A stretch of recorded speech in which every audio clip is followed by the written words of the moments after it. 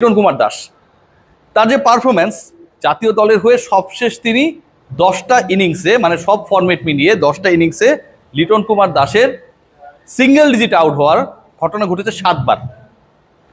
এই 10 ইনিংসের মধ্যে তিনি 4 বার 0 রানে আউট হয়েছেন। লিটন কুমার দাস সবশেষ যে ইনিংসটা খেলেছেন টি-20-তে মহাপরাক্রমশালী জিম্বাবুয়ে অস্ট্রেলিয়ার সাথে তাকে বা এই দলটাকে অনেকেই তুলনা করার চেষ্টা করেছেন নিজেদের উপর থেকে প্রেশার রিলিজ করার জন্য। সেই দলের বিপক্ষে লিটন কুমার দাস 3 বল খেলে 1 রান করেছেন।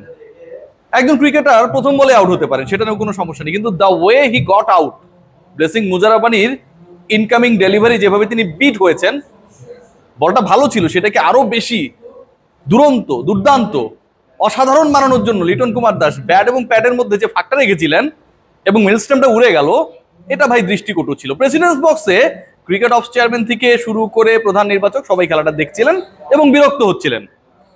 প্রশ্ন হলো এই লিটন কুমার দাস, চিল লিটন কুমার দাস, কোনো কিছুকে পাত্তা না দেওয়া Liton Kumar Das, out of form Liton Kumar Das, সবশেষ 10 ইনিংসের 7টায় সিঙ্গেল ডিজিটে আউট হওয়া লিটন কুমার দাস, 4টায় 0 মারা লিটন কুমার দাস, তিনি কি পরের ম্যাচটায় বাংলাদেশ 11-এ থাকবেন?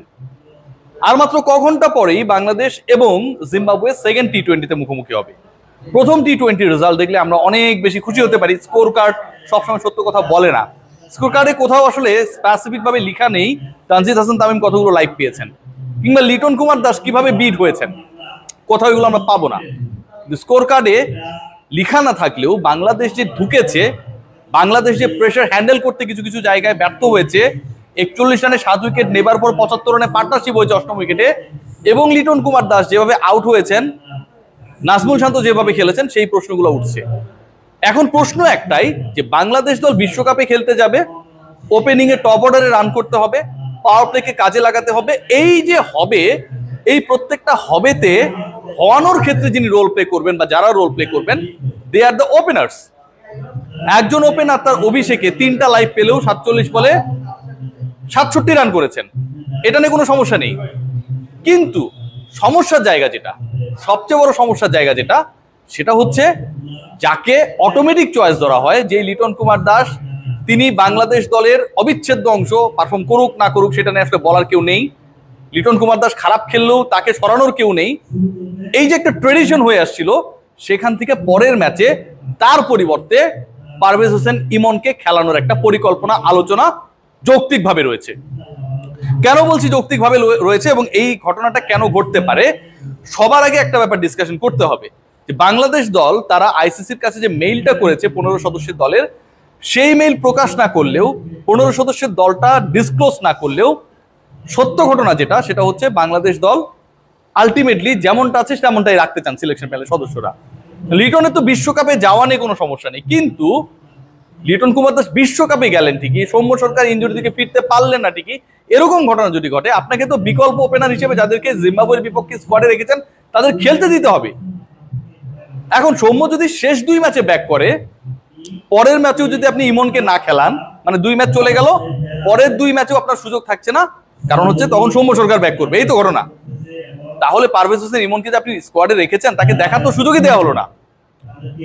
পারভেজ হোসেন ইমনকে সুযোগ দিতে গিয়ে বা পারভেজ হোসেন ইমনকে বাজিয়ে দেখার যে প্রক্রিয়া, সেই প্রক্রিয়াকে অনুসরণ করতে গিয়ে লিটন কুমার দাসকে দ্বিতীয় টি-20-তে ড্রপ করা বাদ দেওয়ার একটা পরিকল্পনা রয়েছে, স্ট্রংলি রয়েছে। এবং এই পরিকল্পনা যদি বাস্তবায়িত হয়, পরের ম্যাচে ওপেনিং হিসেবে থাকবেন তানজিদ হাসান তামিম এবং তার পার্টনার হতে পারেন এক টি-20 খেলা 2 বছর আগে তিনি সেটা খেলেছেন পারভেজ হোসেন ইমন। এখন পর্যন্ত ডিসকাশনটা অনেকটা এরকম। লিটন কুমার দাস তিনি যেভাবে খেলছেন, এটা এখন একটা বিরক্তির পর্যায়ে চলে গেছে।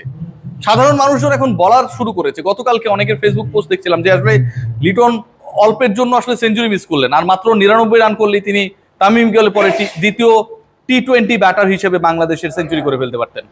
মানে ডিসকাশনের আপনি প্যাটার্ন গুলো দেখেন যে কিভাবে ব্যঙ্গাত্মক ভাবে এই আলোচনাগুলো হচ্ছে। যখন এই আলোচনা হচ্ছে এবং যখন লিটন কুমার দাসের জাতীয় দলের জায়গাটা নড়বড়ে, ঠিক তখন একটা সিগনিফিকেন্ট ঘটনা ঘটেছে। লিটন কুমার দাস আপনি খেয়াল করে দেখেন, যিনি হচ্ছে তুলনামূলকভাবে, মুশফিকুর রহিম যেহেতু দলে নেই, জাকের আলী অনেকের থেকে সিনিয়র ক্রিকেটার, লিটন কুমার দাসের হাতে কিন্তু কিপিং গ্লাভস দেওয়া হয়নি।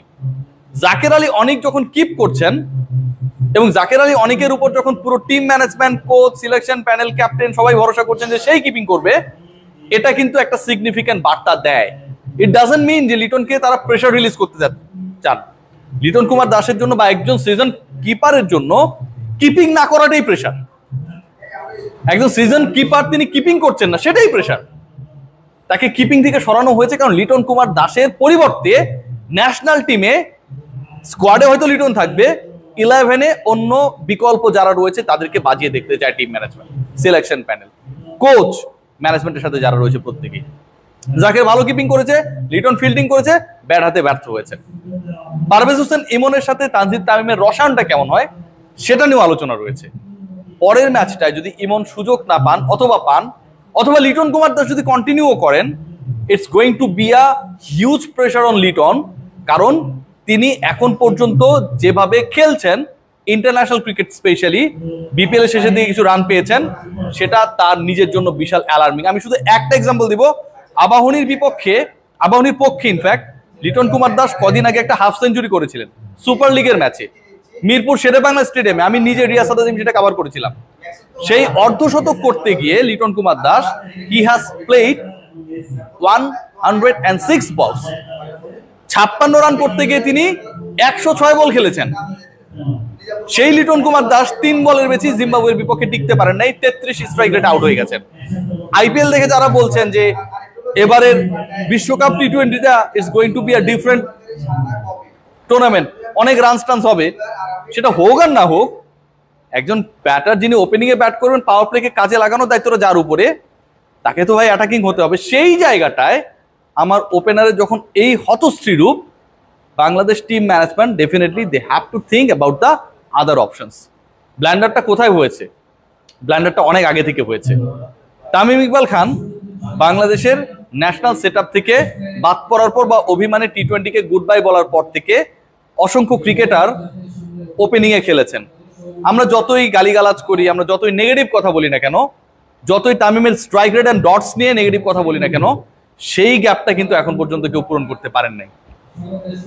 লিটন কুমার দাসকে নিয়ে আমরা যারা অনেক বেশি প্রশংসায় ভাসিয়েছিলাম এক সময়, তামিম ইকবালের সব ব্যাটিং রেকর্ড তার নিজের হয়ে যাবে, এই টাইপের উচ্চাসার কথা গল্প আমরা শুনিয়েছিলাম যারা নানা সময়ে, সেই লিটন কুমার দাস কোয়ালিটির জায়গায় কোথায় তামিমের সাথে, সেই জিনিসটা প্রমাণ করে দিয়েছেন ম্যাচের পর ম্যাচে। অন্য বিকল্প যারা এসেছে, সৌম্য সরকার হতে পারেন, গত 21 ইনিংসে হাফ সেঞ্চুরি নেই। নাইম শেখ হতে পারেন, এসেছেন গিয়েছেন। পারভেজ ইমন হতে পারেন, 2 বছর পর আরো একটা টি20 খেলার অপেক্ষায় রয়েছেন। কেউ কি রিপ্লেসমেন্ট হতে পারছেন? কেউই পারেন নাই। So overall the story is sometimes too much quick decisions about someone, আপনার পছন্দ অপছন্দ অ্যাবাউট সামওয়ান এমন কিছু ড্যামেজ করে যেগুলো আসলে রিপেয়ার করাটা খুব একটা সহজ হয় না। কি হবে আমরা জানি না পরের একাদশ, তবে লিটনের বাদ পড়ার যথেষ্ট সুযোগ রয়েছে ফর হিজ ফর্ম, এবং একই সাথে বিকল্প ক্রিকেটার বাঁচিয়ে দেখার যে পরিকল্পনা টিম ম্যানেজমেন্টের, সেই যুক্তিগতার আলোকে। সবাই ভালো থাকবেন, টেক গ্রেট কেয়ার।